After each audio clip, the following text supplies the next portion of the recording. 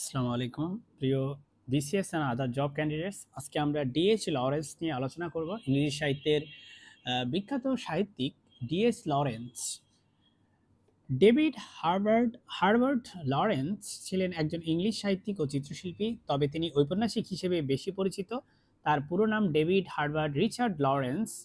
তিনি ইংল্যান্ডের নটিংহ্যামশায়ারের অন্তর্গত ইস্টউডে জন্মগ্রহণ করেন। তিনি একজন জার্মান অধ্যাপককে বিয়ে করেছিলেন। স্ত্রীর জাতীয়তা, নিজের রচনার অশ্লীলতা ইত্যাদি কারণে তাকে ইংল্যান্ড ছাড়তে হয়েছিল।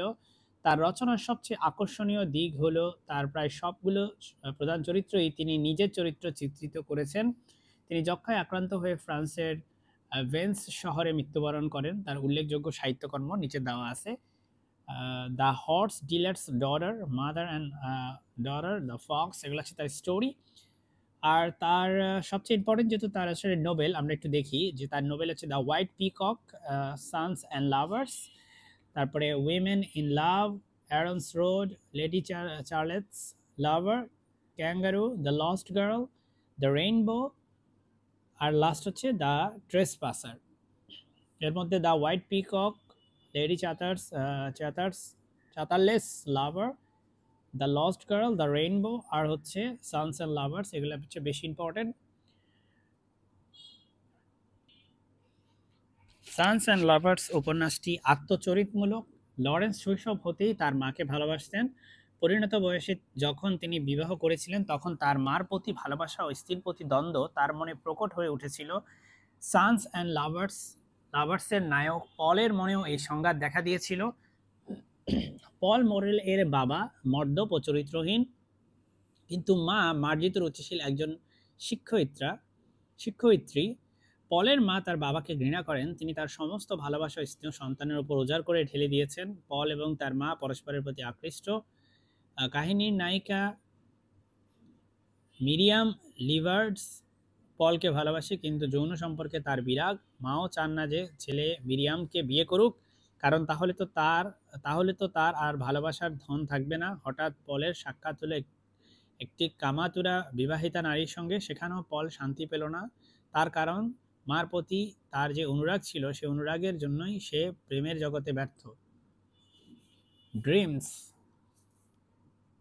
মাত্র 2 স্তবকের এই কবিতায় কবি 2 ধরনের স্বপ্নদর্শীর কথা বলেছেন। প্রথমে বলেছেন, যেসব লোক রাতের আধারে ঘুমিয়ে স্বপ্ন দেখে, সকাল হলেই তাদের স্বপ্ন বৃথা হয়ে যায়। কিন্তু পরের স্তবকে কবি বলেছেন, যারা দিনের বেলা চোখ খোলা রেখে স্বপ্ন দেখে তারা বেশি একনিষ্ঠ, কারণ তারা তাদের স্বপ্নকে বাস্তবে পরিণত করে। অর্থাৎ এপিজে আবুল কালামের ভাষায়, dream is not which you see while sleeping, it is something that does not let you sleep. এই হচ্ছে ডিএস লরেন্সের দুটি রচনা নিয়ে একটু আলোচনা করলাম। এখন চলেন আমরা হচ্ছে কোয়েশ্চেন নিয়ে আলোচনা করব ডিএস লরেন্স রিলেটেড। ওয়েল, প্রথমেই আমরা দেখতে পাচ্ছি 13তম বিসিএস এ আসা একটা question, the rainbow is it's a novel by DH Lawrence. এটা তো স্বাভাবিক বিষয়, কারণ আমরা ডিএইচ লরেন্স নিয়ে পড়তেছি, সো এটা ডিএইচ লরেন্সেরই একটা নোবেল হবে। আর একটু আগে আমরা সেটা দেখলামও। Sons and lovers is a novel by DH Lawrence, এটা একটু আগে দেখলাম আমরা, এটা হচ্ছে ডিএইচ লরেন্সের লেখা। Lady Chatterley's lover is a novel written by DH Lawrence. Lady Chatterley's lover was written by the author of the rainbow. Rainbow যিনি লিখছেন, লেডি চ্যাটারলেস লাভার তিনি লিখছেন, তাই না? সো এই গেল হচ্ছে 4টা কোশ্চেন। আরও সামনে কোশ্চেন আছে। Lawrence road the rainbow, Lawrence হচ্ছে রেইনবো লিখছে। তারপরে DH Lawrence, a famous novelist of modern age, is not the author of one of the 4 novels mentioned below. Which is the novel? The Rainbow তো উনি লিখছে, lady Chatterley's লাভার উনি লিখছে, Sans and lovers উনি লিখছে, Ulysses উনি লেখে নাই। ওকে, সো এটার উত্তর হবে হচ্ছে ডি, ইউলিসিস লিখছে হচ্ছে আপনার জেমস জয়েসের লেখা একটা উপন্যাস হচ্ছে Ulysses. The most striking feature of D.H. Lawrence character, they live a very hard life. They are sly of themselves. They almost portray himself. They live a very simple life. এটা হচ্ছে B নাম্বারটা হচ্ছে উত্তর, they almost portray himself. So B নাম্বারটা, আচ্ছা এটা এটা আমার কাছে মনে হচ্ছে বি হবে, বিকজ ওনার শুরুতেই বলছে যে ডিএস লরেন্সের লেখাগুলোতে ডিএস লরেন্সের নিজের লাইফ নিয়েই হচ্ছিল মূলত বেশিরভাগ লেখার মধ্যেই নিজের লাইফ রিলেটেড ঘটনাগুলোই আসলে আছে। সো এটা বি নাম্বার হওয়া উচিত, আমি জানি না কেন ওরা দিছে। Who wrote the rainbow? D H Lawrence.